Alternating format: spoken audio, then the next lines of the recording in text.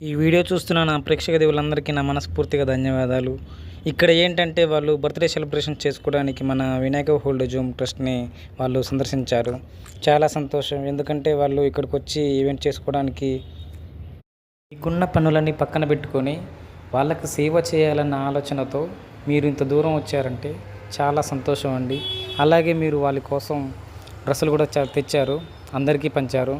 చాలా సంతోషం. అలాగే మరిన్ని కార్యక్రమాలు ఇలాగే మీరు చేస్తూ ఉండాలని నేను మనస్ఫూర్తిగా కోరుకుంటున్నాను. ఆ దేవుడు మిమ్మల్ని చల్లగా చూడాలని నేను భావిస్తున్నాను.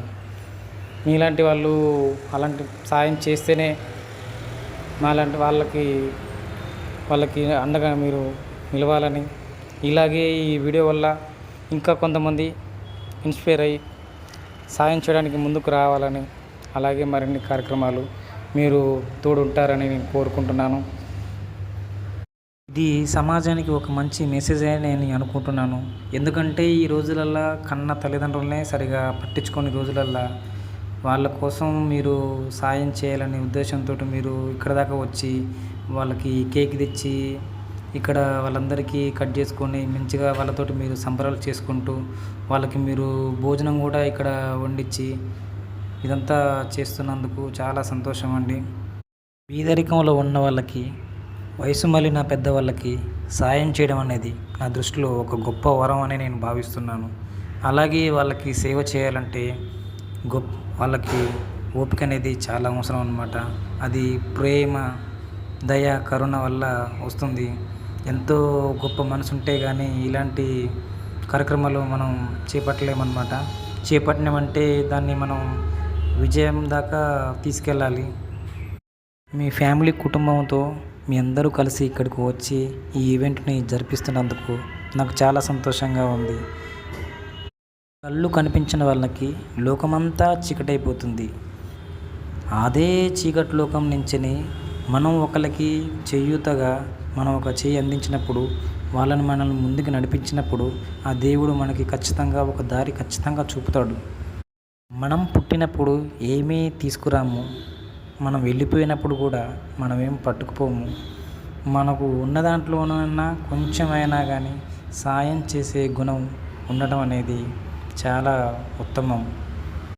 మనం ఈ ప్రపంచంలో గొప్పగా బతకడం అంటే మనం ఏదో ఎన్నో డబ్బులు సంపాదించడం కాదు, ఇలాంటి ఎన్నో కార్యక్రమాలు చేయడం, ఎంతోమందికి ఇలాంటి వాళ్ళని మనం దగ్గరికి తీసుకోవడం, వాళ్ళకి సాయం చేయాలన్న ఆలోచన రావటం, అలాగే నలుగురికి సాయపడాలన్న ఉద్దేశం రావటం, కనీసం ఆకలితోటి ఉన్న వాళ్ళకి కొంత భోజనమైనా పెట్టే మనసు ఉండటం, బీదరికంలో బతుకుతున్న వాళ్ళకి ఆసరగా నిలవాలని, వయసు మళ్ళిన పెద్ద మనుషులని మనం దగ్గరుండి వాళ్ళ అవసరాలు మనం చూసుకోవాలని నేను కోరుకుంటున్నాను.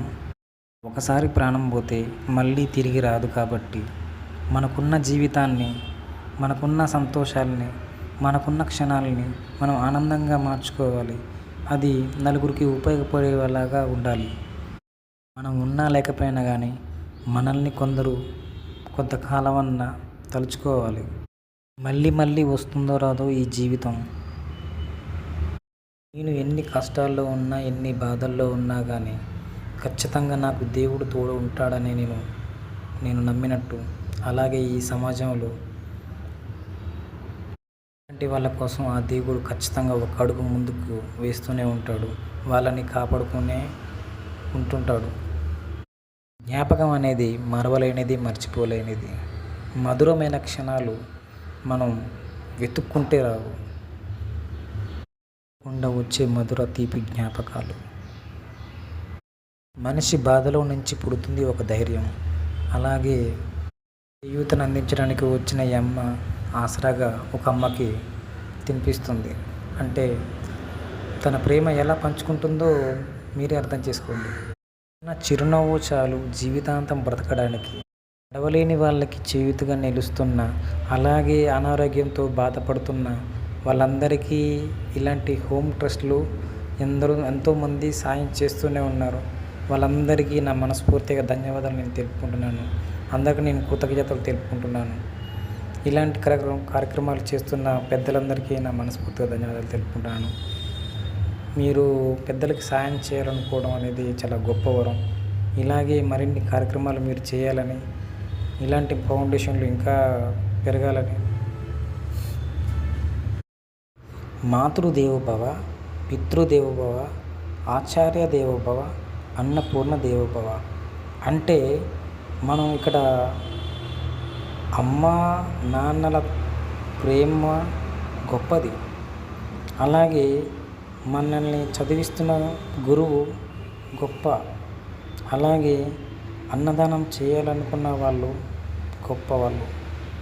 ఇది హైదరాబాద్లోని వనస్థలిపురం వినాయక ఓల్డేజ్ హోమ్.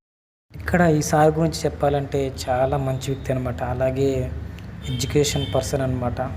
తను ఎప్పుడూ ఇంగ్లీష్ పుస్తకాలే చదువుతాడు. అలాగే ఇంగ్లీష్ పేపరే చదువుతాడు అనమాట సార్ గారు. అలాగే తను కాలక్షేపంతో అలా బయటికి వెళ్ళి వస్తారు సార్ గారు.